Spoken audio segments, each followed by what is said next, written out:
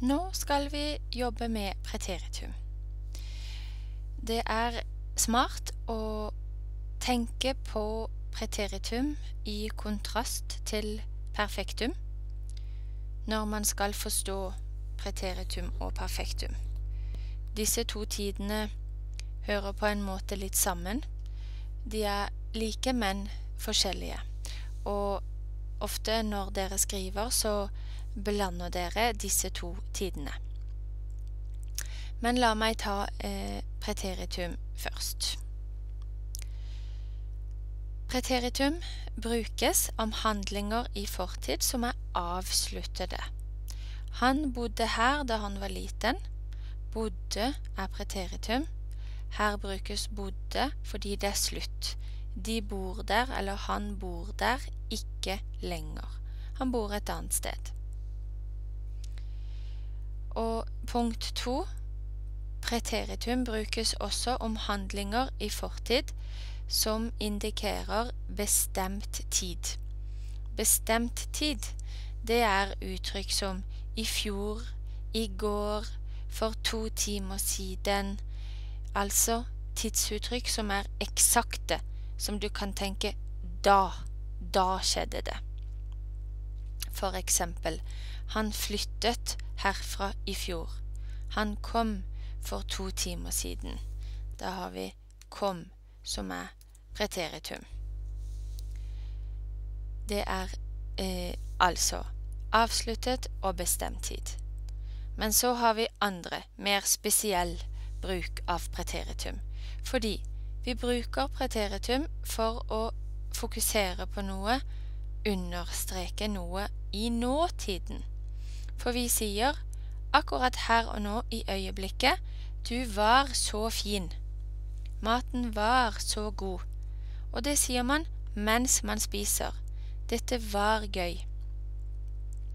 Og dette sier man for å indikere, for å si at nå snakker jeg om den maten, eller at man er fin akkurat nå. Så det understreker faktisk at man mener nå. For hvis man sier du er fin, dette er gøy, da er det den andre bruken av presens, som vi så lenger oppe, at man bruker presens om noe som vanligvis skjer. Du er fin, det er gøy. Men når vi sier det var gøy, da er det akkurat øyeblikket vi fokuserer på.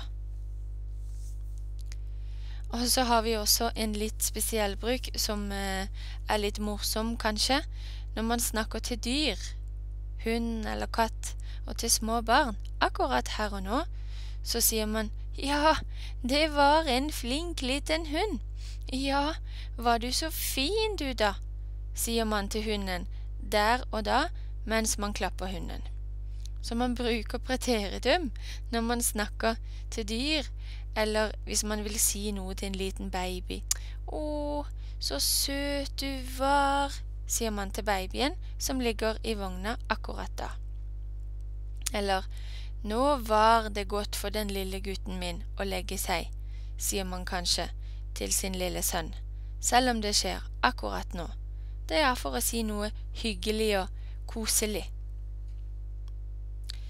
En annen bruk er når man skal, nå er jeg på punkt 5, når man skal si noe som strider imot, altså som står i motsetning til det som kan være virkelig.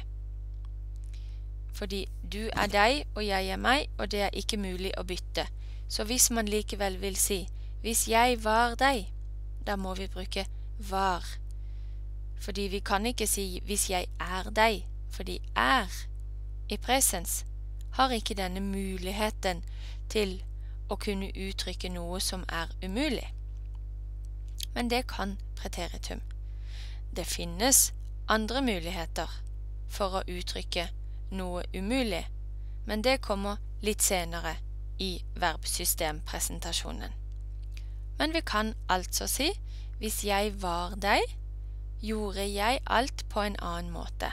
Gjorde, det er jo også preteritum.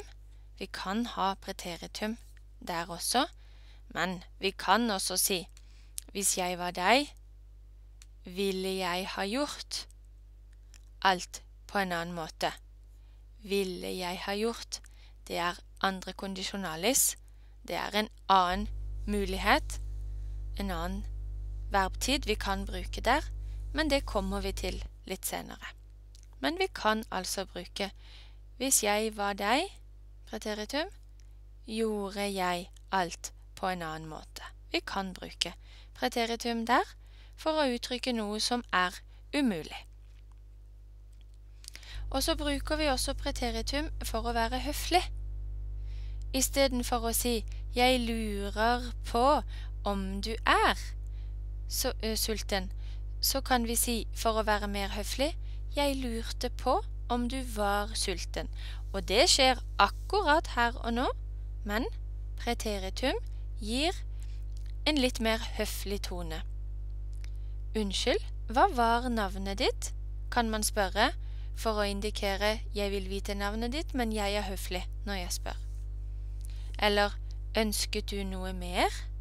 Hvis vi er i en salgssituasjon for eksempel, ønsket herren noe mer? Ekstra høflig, så altså preteritum for å være høflig.